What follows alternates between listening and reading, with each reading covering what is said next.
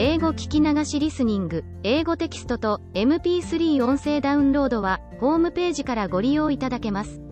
88thpp.com 88thpp.com The Three Little Pigs. Once upon a time there was an old sow who had 3 little pigs, and as she had not enough for them to eat, she said they had better go out into the world and seek their fortunes.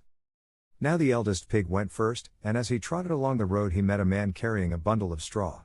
So he said very politely, "If you please, sir, could you give me that straw to build me a house?"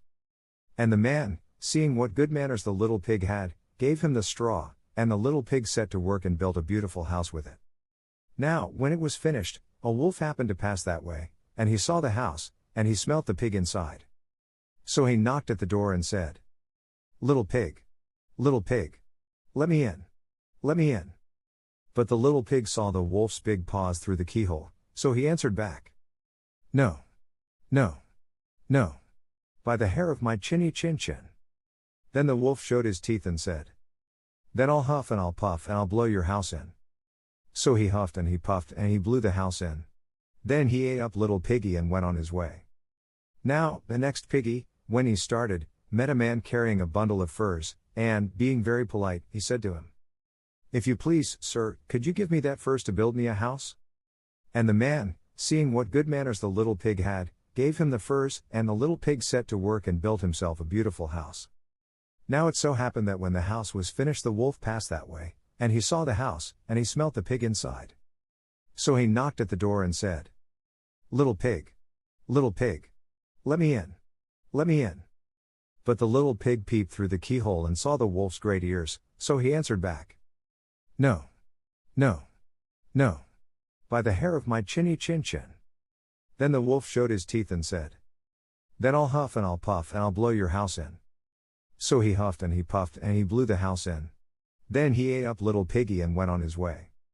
Now the third little piggy, when he started, met a man carrying a load of bricks, and, being very polite, he said, "If you please, sir, could you give me those bricks to build me a house?" And the man, seeing that he had been well brought up, gave him the bricks, and the little pig set to work and built himself a beautiful house. And once again it happened that when it was finished the wolf chanced to come that way, and he saw the house, and he smelt the pig inside. So he knocked at the door and said, little pig, let me in, let me in." But the little pig peeped through the keyhole and saw the wolf's great eyes, so he answered, "No, no, no, by the hair of my chinny chin chin." "Then I'll huff and I'll puff and I'll blow your house in," says the wolf, showing his teeth. Well, he huffed and he puffed and he huffed, and he huffed, and he puffed, but he could not blow the house down. At last he was so out of breath that he couldn't huff and he couldn't puff any more. So he thought a bit. Then he said, "Little pig, I know where there is ever such a nice field of turnips." "Do you?" says little piggy, "and where may that be?" "I'll show you," says the wolf. "If you will be ready at 6 o'clock tomorrow morning, I will call round for you, and we can go together to Farmer Smith's field and get turnips for dinner." "Thank you kindly," says the little piggy. "I will be ready at 6 o'clock sharp." But, you see, the little pig was not one to be taken in with chaff, so he got up at 5, trotted off to Farmer Smith's field, rooted up the turnips, and was home eating them for breakfast when the wolf clattered at the door and cried, little pig, aren't you ready?" "Ready?" says the little piggy. "Why? What a sluggard you are. I've been to the field and come back again, and I'm having a nice potful of turnips for breakfast." Then the wolf grew red with rage, but he was determined to eat little piggy, so he said, as if he didn't care, "I'm glad you like them, but I know of something better than turnips." "Indeed," says little piggy, "and what may that be?" "A nice apple tree down in Mary Gardens with the juiciest, sweetest apples on it. So if you will be ready at 5 o'clock tomorrow morning I will come round for you and we can get the apples together." "Thank you kindly," says little piggy. "I will sure and be ready at 5 o'clock sharp." Now the next morning he bustled up ever so early, and it wasn't 4 o'clock when he started to get the apples, but, you see, the wolf had been taken in once and wasn't going to be taken in again, so he also started at 4 o'clock, and the little pig had but just got his basket half full of apples when he saw the wolf coming down the road licking his lips. "Hello," says the wolf, "here already. You are an early bird. Are the apples nice?" Very nice, says little piggy, I'll throw you down one to try. And he threw it so far away, that when the wolf had gone to pick it up, the little pig was able to jump down with his basket and run home. Well, the wolf was fair angry, but he went next day to the little piggy's house and called through the door, as mild as milk. Little pig. Little pig. You are so clever, I should like to give you a fairing, so if you will come with me to the fair this afternoon you shall have one.